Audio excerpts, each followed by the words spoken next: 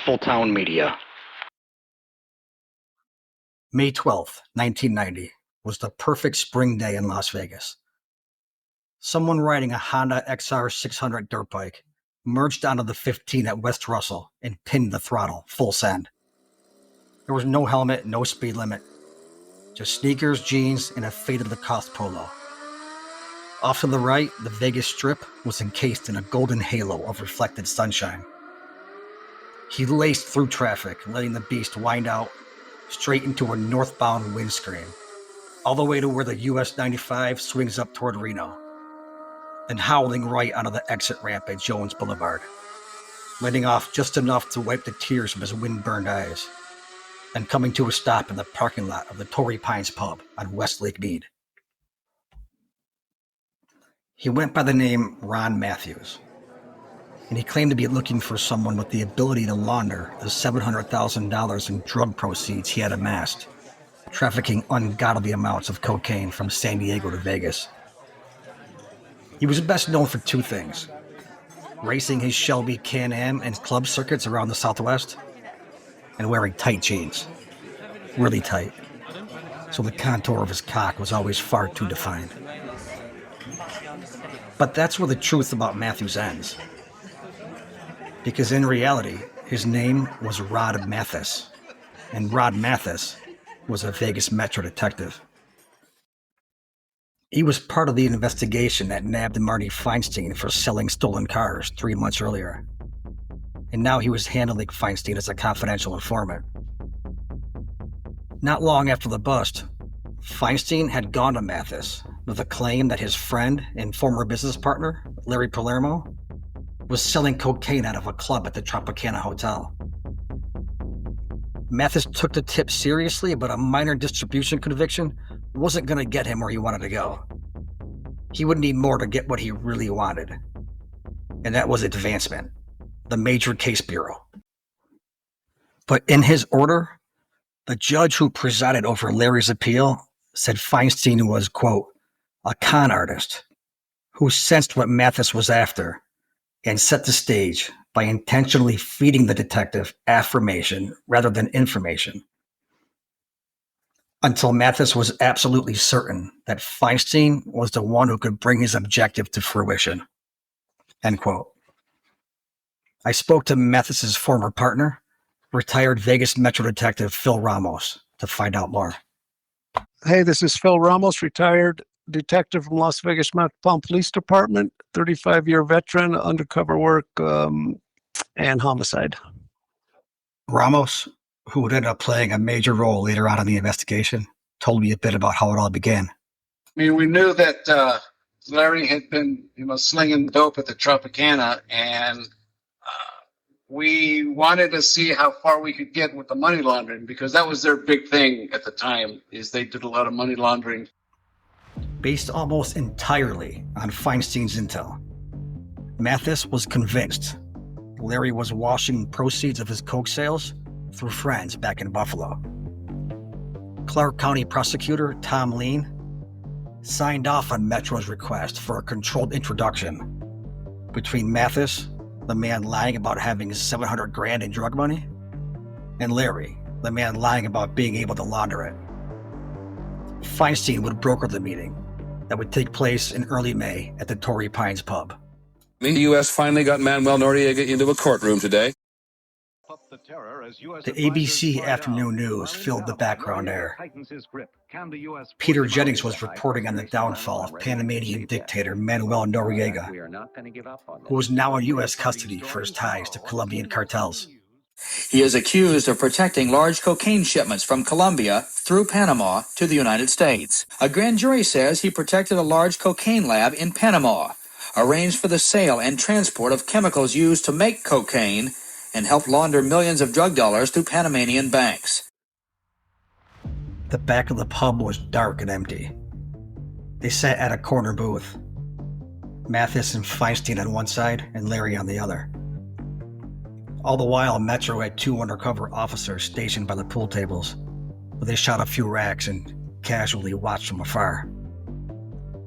By his own admission, Larry's desperation was palpable that day. By the time the second round came, he had already said so much that all Mathis could do was keep letting him talk. There I am, just boasting like crazy. I'm telling him I know this guy and that guy. I got connections all over the country. How much money you got? He tells me he's got $700,000 worth. Tell him to be gone in 30 days. Metro never saw this coming. At best, they were hoping to uncover a somewhat minor operation, laundering relatively small amounts of drug money. But Larry was claiming to be part of something much, much bigger, and Mathis couldn't believe what he was hearing. I got a big connection in a racetrack in Detroit. I got a connection in Santa Anita. I got a guy at the Gage at the Tropicana. Mathis was caught so off guard, he forgot to ask half the questions he'd spent hours rehearsing. The only thing likely going through his mind at this moment was the belief that he had just stumbled upon a nationwide mafia-linked money laundering syndicate. But what he had also failed to do was take notice of his informant's uncharacteristic silence. See, Feinstein never bothered to apprise Mathis of Larry's own talent for self-preservation. A major detail that, when revealed, would leave Metro's entire investigation hanging by a thread. I was puffing, man. I was just letting them, blow big time. I'm tied up with this guy. I'm with this guy. I can move all this money. You don't need nobody else. I don't know one of them. I had no clue. I don't know one person. I know absolutely nothing. I'm Brad Rachi from Scuffletown. This is Lucky Larry, Episode 3, The Inevitable Occurs. So that's how we got our foot in the door with them. And this was all focused around his activities at the Tropicana. To set this up, the cops gave him $22,000 to launder, but he wound up gambling the money away, and the police couldn't make him bust. After about 10 minutes of deliberation, I perceived the ballets. It's time for Lucky Larry to come out of retirement. Oh, man, it was like, oh, shit, what do we do now? At first, Larry didn't even consider accepting the offer that Feinstein had made him that night back in March. Something about it just didn't sit right. But then Metro found out that Larry's house was about to go into foreclosure. So one morning, two detectives posing as trustees from a loan servicing company waited outside Larry's house until he left. Then they knocked on the front door and served his wife, Chloe, with a notice of action. They were betting that Larry had been lying to her the whole time, and they were right. But now the jig was up. Chloe was furious. She didn't even bother to pack the kids' bags before leaving for her sister's. Larry's entire family found out that he had been lying about going to work every day for almost 6 months. And now those feelings of fear and shame and isolation that had been eating him alive since the beginning would now mutate into something exponentially more destructive. The very first time I spoke to Larry, he said on that night he was absolutely convinced that he had hit rock bottom. He had no way of knowing that with this next choice he made, his life would become so much worse than he ever thought possible. I'm going to meet with these guys and find out exactly what they have to offer. Because at this point, it's just a matter of survival for me. The bottom line is I need money. I kind of convinced myself that it would be an okay thing to do because of my desperation. For operations of this scale, Metro relied on the cooperation of the IRS, not the accountants, the Criminal Investigations Division. The CID had the ability to look into things like casino payouts, bank data, and interstate wire transfers that were outside Metro's jurisdiction.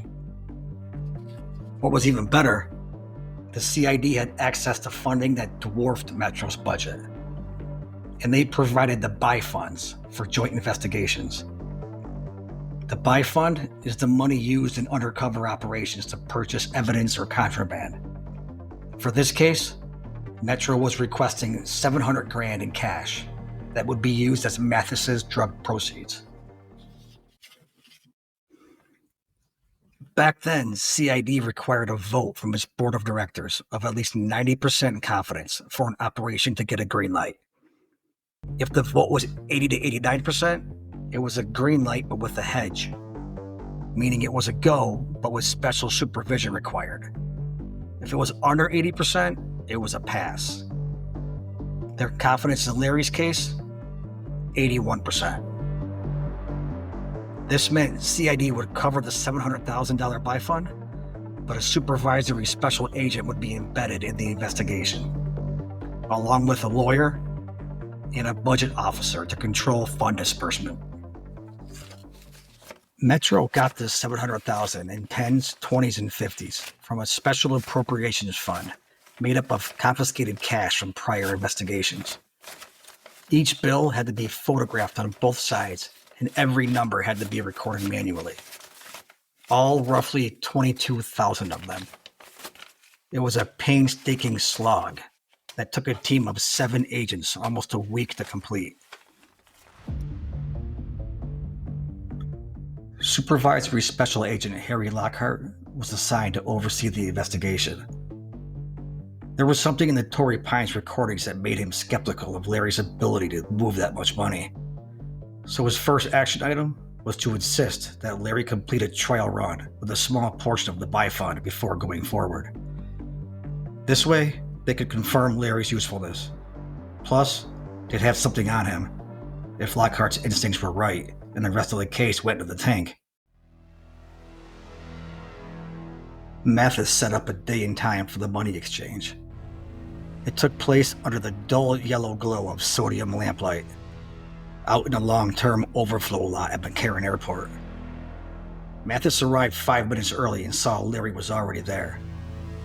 If hindsight is 20/20, Larry's lack of concern over the sudden redirection should have told Mathis everything he needed to know. For those who live in the criminal world, a last-minute change of plans is almost always a deal-breaker, because change triggers paranoia, loss of control, new risk. The brain goes into threat mode, and trust evaporates. Partnerships are fragile. They're based on mutual benefit, not loyalty. But Larry didn't even flinch. So what happens is they give me $24,000 in $20 bills. I'm going to give them back $20,000 in hundreds.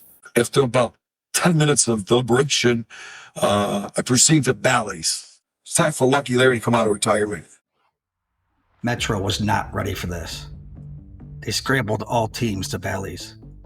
They picked up on Larry in the parking garage, and by the time he stepped off the elevator, they were geared up with 6 undercover officers stationed all around the casino floor. Metro was pretty sure they had every angle covered.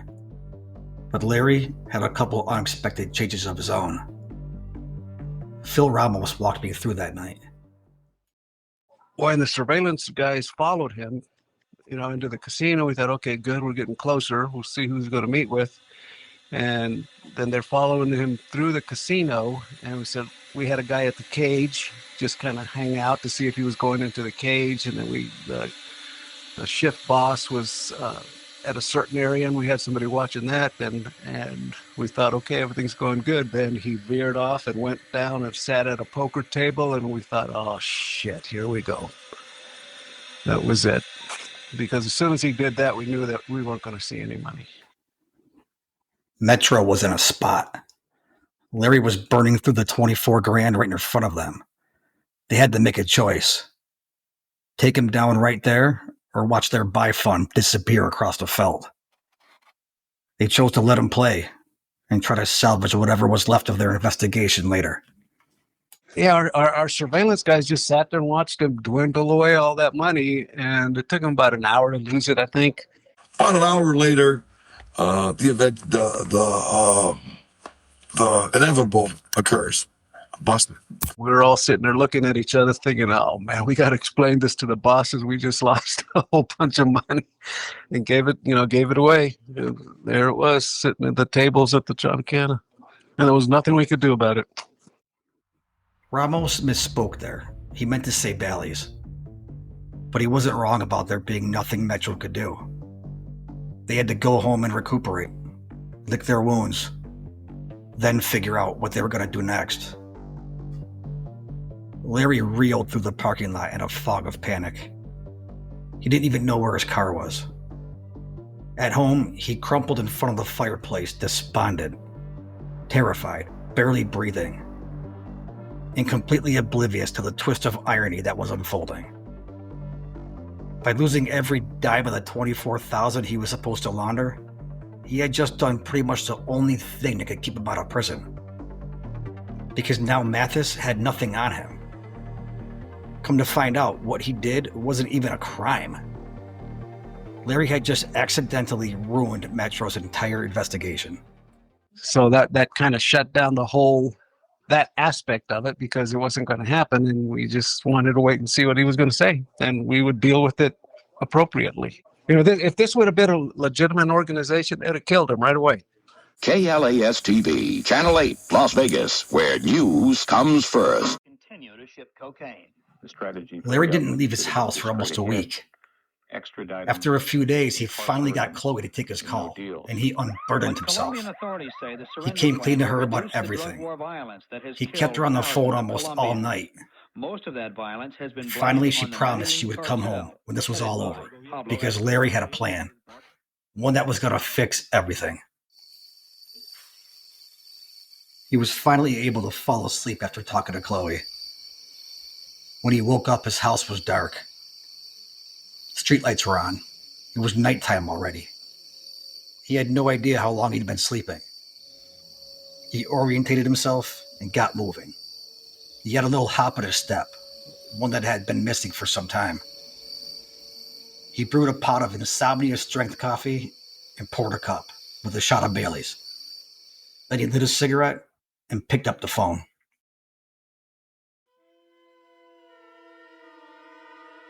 Somewhere around midnight, Larry was waiting in his car, surrounded by a sea of pitch black that was the back row of the Anthem Hills Little League parking lot, where his daughter played t-ball. Off in the distance, a dirt bike pulled into the lot from the Reunion Drive entrance, letting out an ostentatious whine all the way up. Larry flicked his cigarette, stepped out of his car, and got into character. I decided to tell this guy that the money he gave me was no good. It was marked money. They looked this money over the magnifying glass and realized this money was all tainted. It was all marked money. So I told this guy one or two things.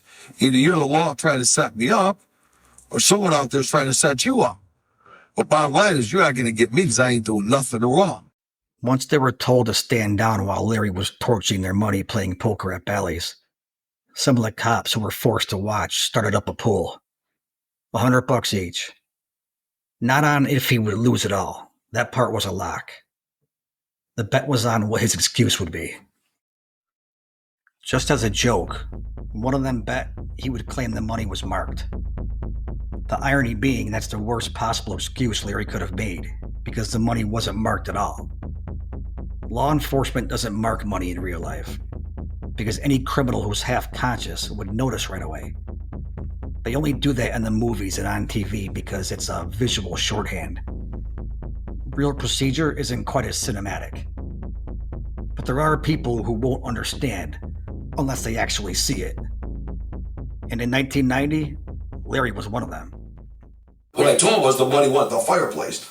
That my people, my imaginary people, took that money, threw it in the fireplace.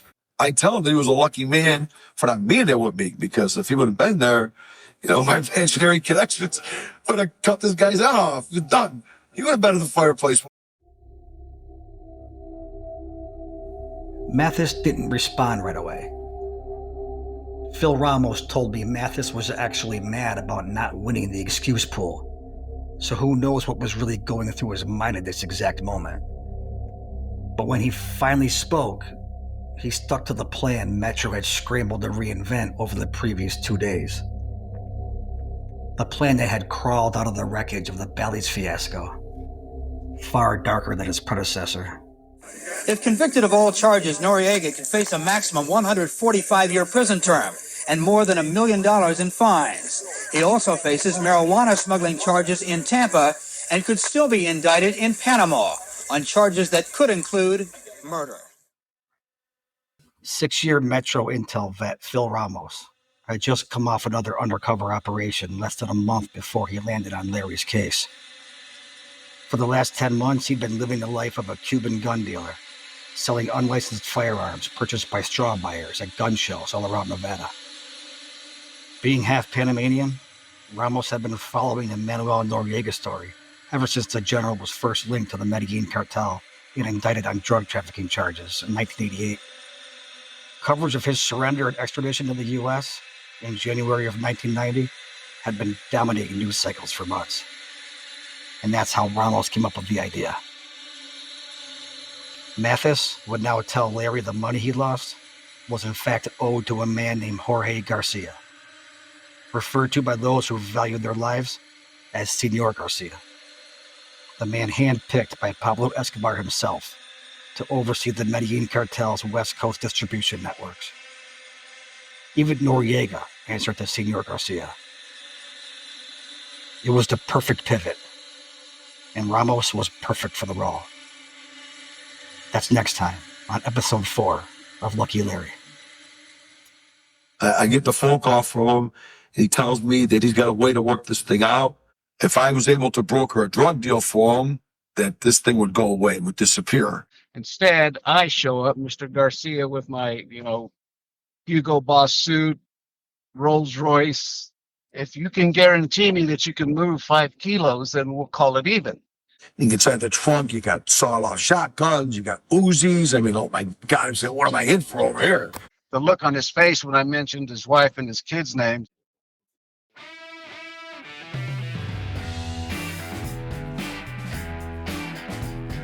Lucky Larry comes from Scuffletown. This episode was researched, written, produced, and hosted by me, Brad Rocci, with my little dude, Chili. Go Bills.